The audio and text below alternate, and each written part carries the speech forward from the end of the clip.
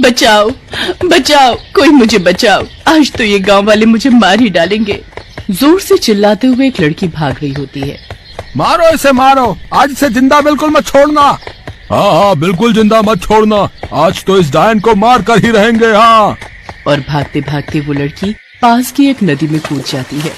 चलो भला टली, डूब मरी इस नदी में। हाँ, इस नदी का बहाव तो वैसे भी इतना गहरा है कि कोई जिंदा बच ही नहीं सकता, मर ही गई होगी डायन। चलो सब यहाँ से चलो।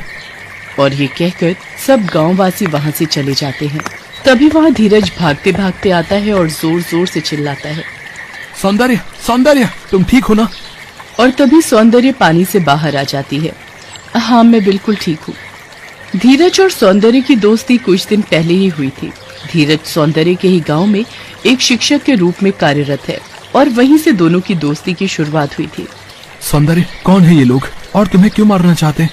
धीरज, ये मेरे गांव के लोग हैं। मैं एक अनाथ हूँ। मेरे पैदा होते ही मेरे माता पिता का देहांत हो गया था, इसलिए ये सब मुझे एक डायन समझते हैं जो पैदा होते ही अपने माता पिता को खा गई, इसीलिए मुझे मारना चाहते हैं। इतनी सुंदर परी जैसी लड़की उन मूर्खों को डायन नजर आती है। खैर, अब तुम इस गांव में नहीं रहोगी, तुम मेरे साथ मेरे घर में मेरे गांव में रहोगी। सौंदर्य भी धीरज के साथ चलने के लिए तैयार हो जाती है। अगले ही दिन दोनों धीरज के गांव उसके घर पहुंच जाते हैं। धीरज को देखकर उसकी माँ कहती है, बेटा तुम अचानक यहाँ, सब ठीक तो है ना? और कौन है ये लड़की? माँ, ये मेरी दोस्त है। ये अनाथ है और कुछ लोग इसकी जान के पीछे पड़े हैं, इसलिए कुछ दिनों के लिए ये यहाँ ही रहेगी। अरे वाह, लड़की तो बहुत सुंदर है, बिल्कुल लाखों में एक। बेटा क्या नाम है तुम्हारा? जी सौंदर्य। अरे वाह, बहुत अच्छा नाम है। तुम्हारे जैसी सुंदर लड़की का यही नाम होना चाहिए। सरला धीरज को अकेले में ले जाकर कहती है, बेटा एक अजनबी जवान और सुंदर लड़की को अगर हम अपने घर पर रखेंगे तो लोग तरह तरह की बात बनाएंगे, बिरादरी में हमारी क्या इज्जत रह जाएगी। तो हम क्या करें माँ? अब मुझे ही कुछ सोचना पड़ेगा। कुछ दिन बीतने के बाद सरला धीरज से कहती है, देख बेटा, सौंदर्य को इस घर में काफी दिन हो गए हैं, अब हम उसे ऐसे यहाँ नहीं रहने दे सकते। गांव के लोग तरह तरह की बातें कर रहे हैं। तुम कहना क्या चाहती हो माँ? गाँव वालों के डर से मैं अपनी दोस्त को घर से बाहर निकाल दूं? नहीं, मेरे कहने का मतलब है कि लड़की गुणवान और रूपवान दोनों है, तो क्यों ना हम इसे अपने घर की बहू बना लें। हाँ माँ, मैं शादी के लिए तैयार हूँ।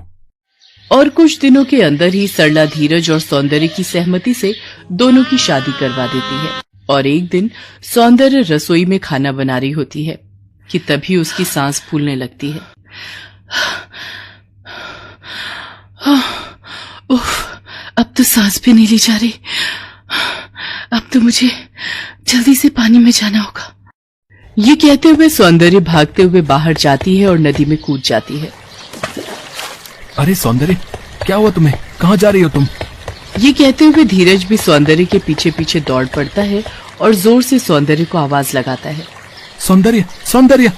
और कुछ देर बाद सौंदर्य नदी से बाहर आ जाती है। सौंदर्य, तुम बार बार एकदम से इस नदी में आकर क्यों कूद जाती हो? मुझसे या मेरी माँ से कहीं कोई गलती तो नहीं हो गई? नहीं नहीं, ऐसा मत कहिए, आप दोनों से कोई भूल नहीं हुई है। अभी जो कुछ भी हुआ उसे भूल जाइए। चलिए घर चलते हैं। अगले दिन धीरज और सौंदर्य अपने बिस्तर पर लेटकर हंसते हंसते बातें कर रहे होते हैं कि तभी अचानक सौंदर्य की सांस फूलने लगती है। ठीक से सांस नहीं ली जा रही है, बहुत दिक्कत हो रही है। चलो सौंदर्य, जल्दी डॉक्टर के पास चलते हैं। नहीं नहीं, इसमें डॉक्टर कुछ नहीं कर पाएगा, मुझे जल्दी से पानी के अंदर जाना होगा। ये कहकर सौंदर्य नदी की तरफ भागने लगती है और धीरज भी उसके पीछे पीछे दौड़ने लगता है। रुको, अरे सौंदर्य रुको, क्या हुआ तुम्हें? बताओ तो सही। सौंदर्य भागते भागते नदी में कूद जाती है। सौंदर्य कुछ देर पानी में रहने के बाद नदी से बाहर आ जाती है। सौंदर्य, तुम बार बार हर रोज कभी भी उठकर इस तरह नदी में नहाने के लिए बेचैन क्यों हो उठती हो? कुछ तो बात है जो तुम्हें परेशान करती है। बताओ बताओ सौंदर्य, तुम्हारी ऐसी क्या मजबूरी है? क्या मेरी मजबूरी बताना जरूरी है आपको? हाँ हाँ, मेरे लिए ये जानना बहुत जरूरी है कि तुम रोज इस तरह की हरकत क्यों करती हो। ठीक है, तो सुनिए, मैं एक जल परी हूँ और मुझे सांस लेने के लिए दिन में एक बार पानी में जरूर आना पड़ता है, और अगर मैं ऐसा नहीं करती हूँ तो मुझे सांस लेने में बहुत दिक्कत होती है। ये सच जानकर धीरज चौंक जाता है क्या हुआ? मेरी सच्चाई जानकर मुझसे नफरत हो गई ना? और अब आप मुझे छोड़ देंगे? नफरत? और तुमसे? वो तो मैं तुमसे मरने के बाद भी ना करूं। और तुम्हें छोड़कर मैं कौन सा जिंदा रह पाऊंगा। चलो अब घर चलते हैं, माँ हमारी राह देख रही होगी। इसके बाद धीरज कभी भी सौंदर्य को नदी में नहाने जाने के लिए नहीं रोकता। सौंदर्य रोज नदी में नहाने के लिए जाती है। उसी दौरान बंटी नाम का एक मनचला उसके पीछे पड़ जाता है। अरे वाह भाभी, हैं?